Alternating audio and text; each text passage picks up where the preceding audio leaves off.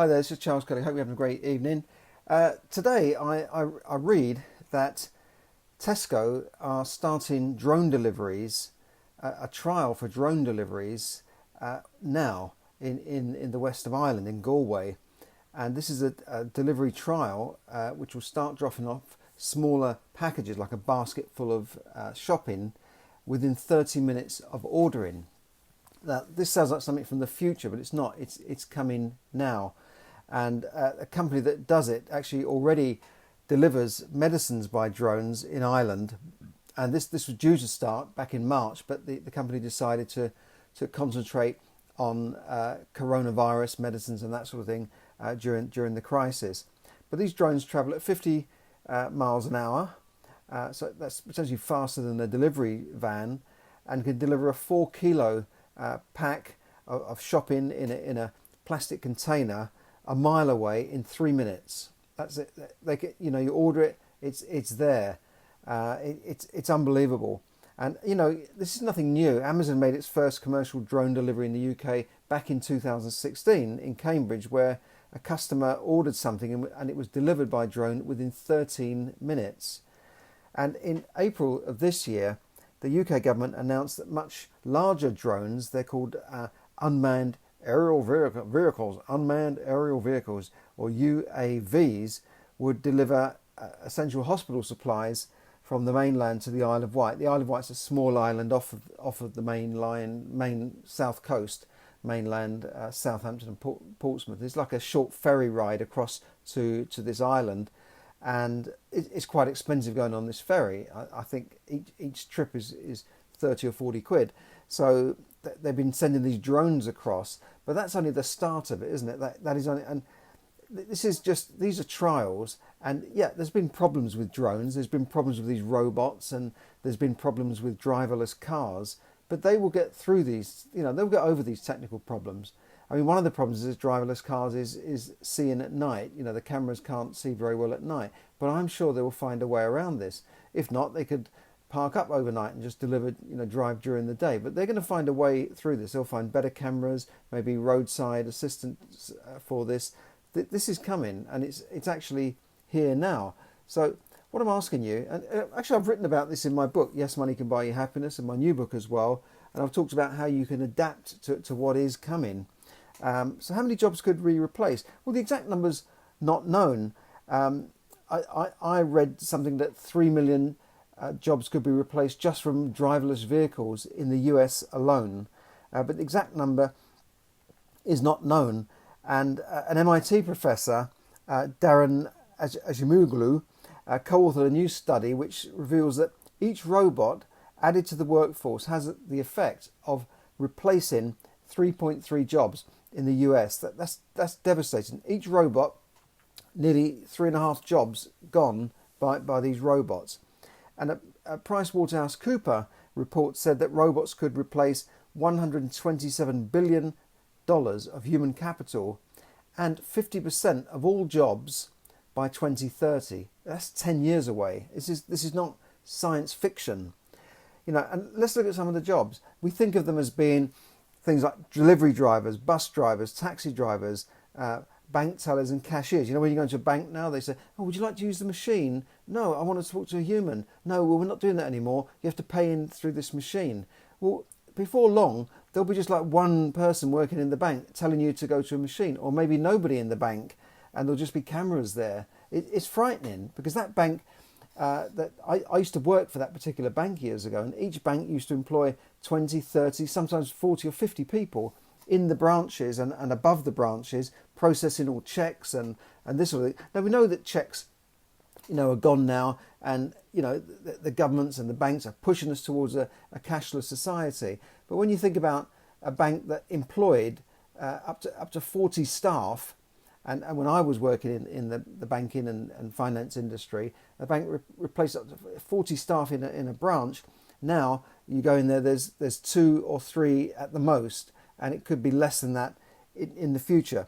So we've got bank tellers, cashiers, warehouse packers. We're always seeing a lot of automation in warehouses, and barcodes been read, and stuff that you order on Amazon been moved to a point and then put into and that can be technically all done by machines, although Amazon have recently announced that they are recruiting 7,000 more people.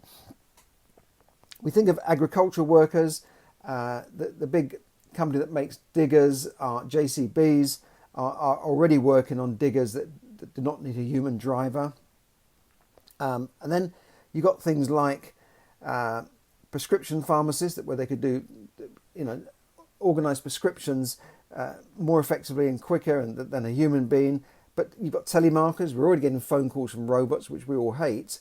But certainly call centres. I mean, I can't imagine how many jobs have been lost through these automated push-button phones. But it could get worse than that. But it's not just these kind of manual type of jobs.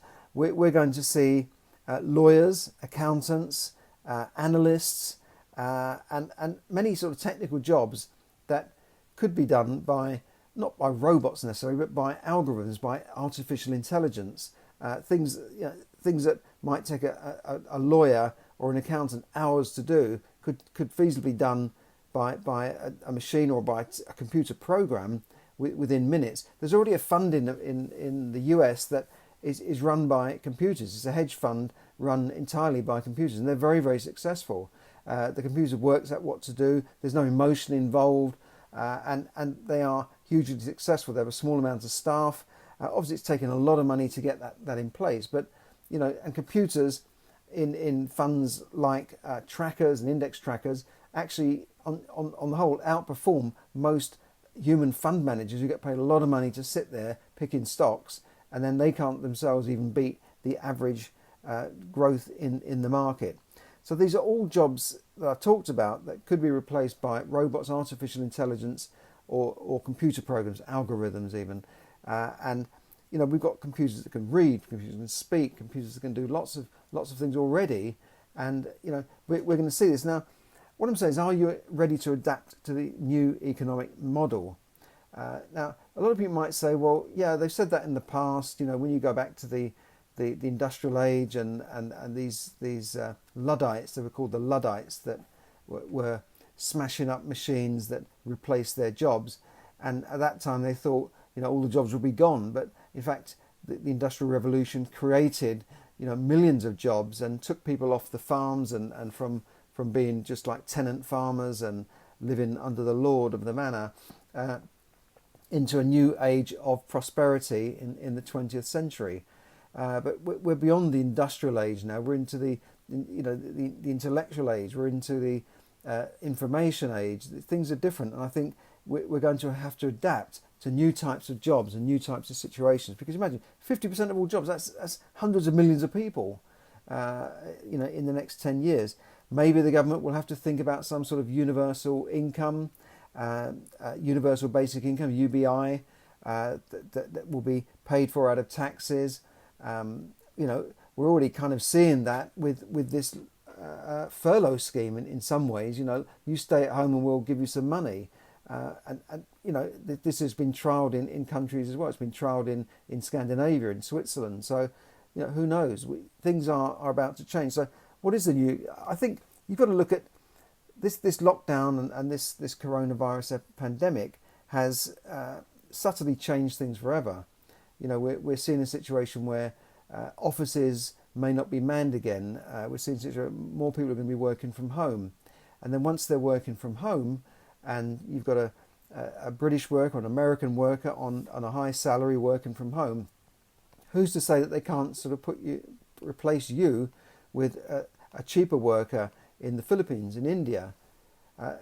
That's the next stage, isn't it? Because if they've got the technology to run a worker in Milton Keynes from the city, they can run a worker in Manila, not Milton Keynes, and it could be cheaper. And these things can be set up very, very cheaply now compared to before, where call centres cost an awful lot of money to set up and can only be done by banks and insurance companies and large companies. So that is coming, and we've got to look at that. And what are you going to do about this?